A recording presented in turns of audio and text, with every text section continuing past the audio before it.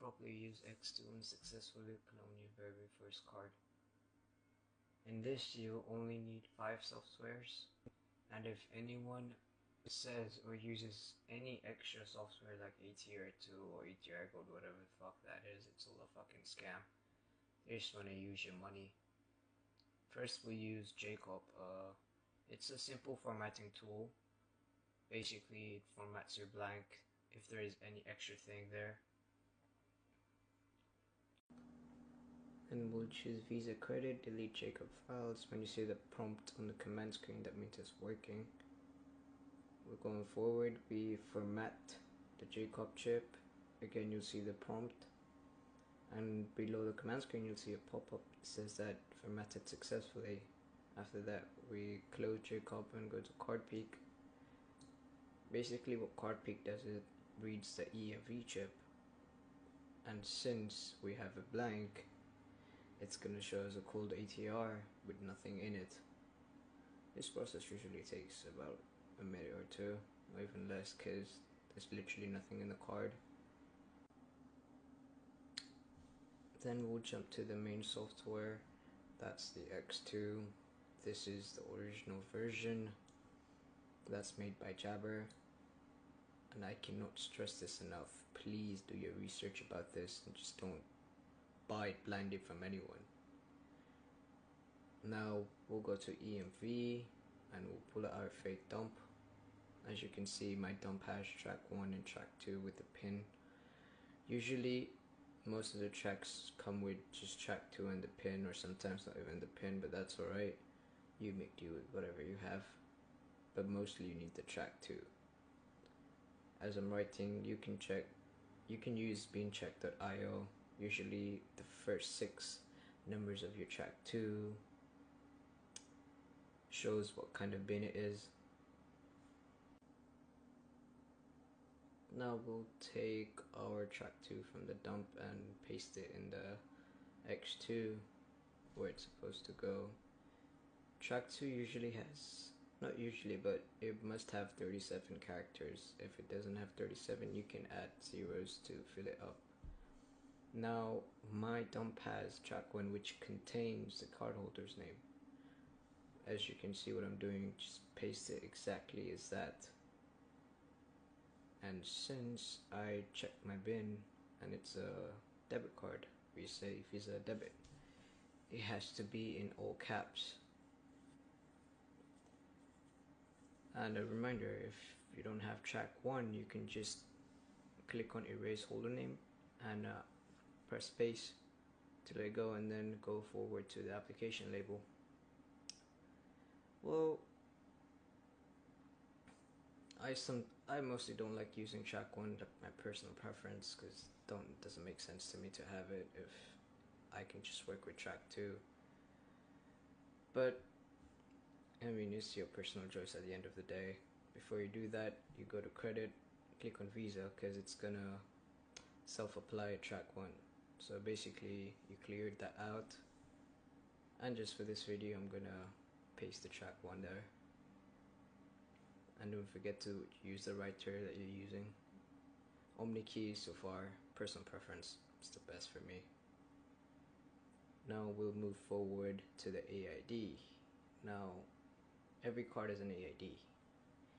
Visa card's AID is 310110. My bad. MasterCard is 41010. Now country codes differ. America has different one, Canada has a different one. Since I'm in Canada, I use 0124. Currency is going to be the same as the country code. Now we'll move to the expiration date.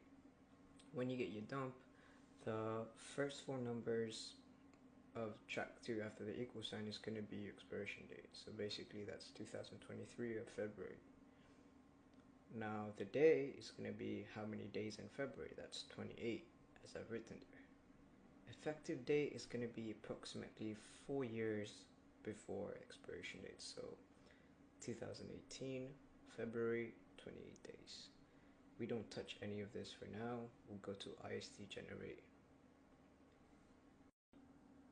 I won't get into much details about the IST, but just you need to know that it's basically the blueprint of a card.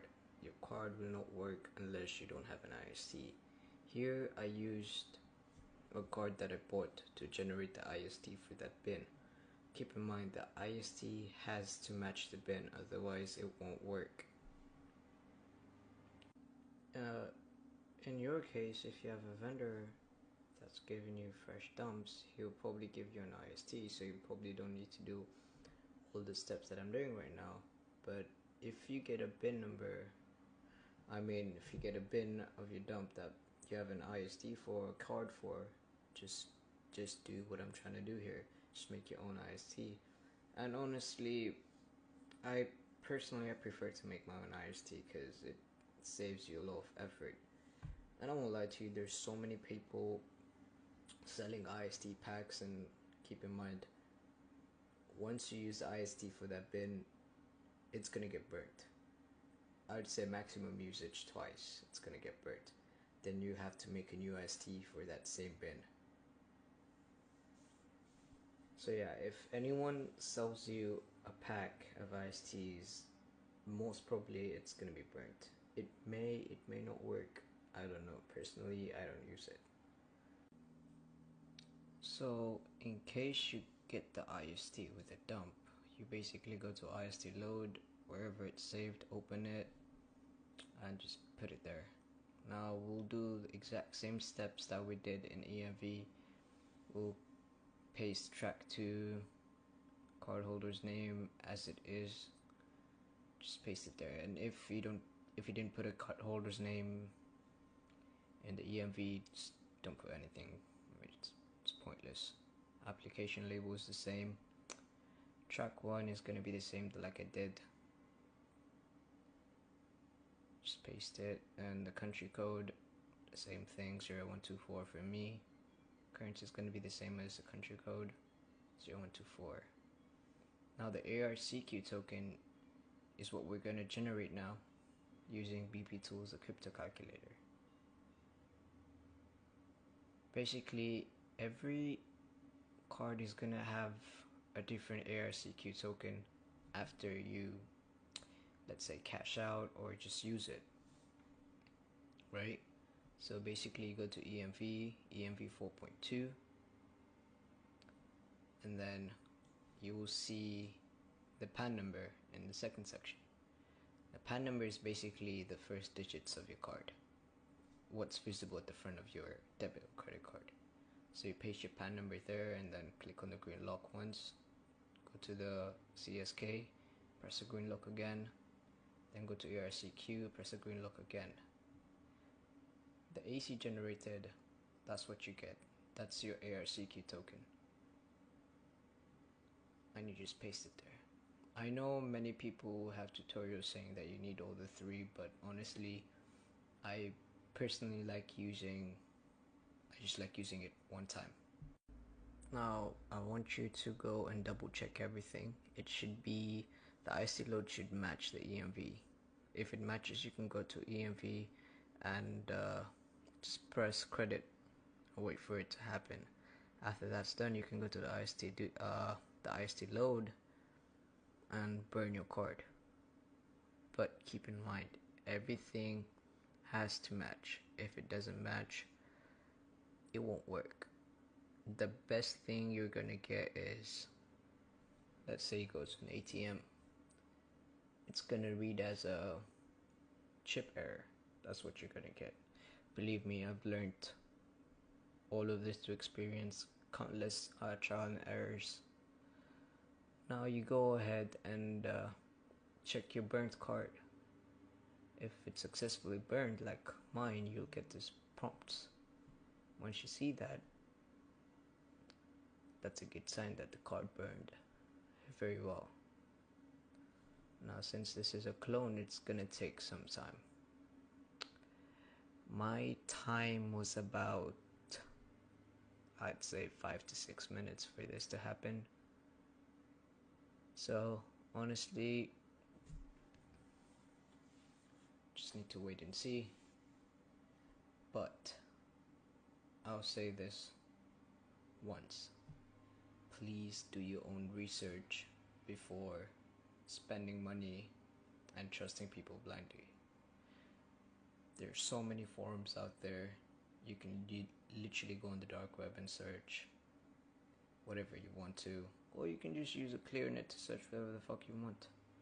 But please do your own research. Don't just dump your money on anyone. Many people methods out here, I won't lie to you. I've learned it the hard way too, so just a heads up. And in case of this tutorial, you're getting it for free. If anyone is selling you a tutorial, that's a scam. Literally, you can just Google shit up and figure it out by yourself. There's nothing bigger. There's no rocket science, you know. If you know what you're doing, it'll be pretty easy for you.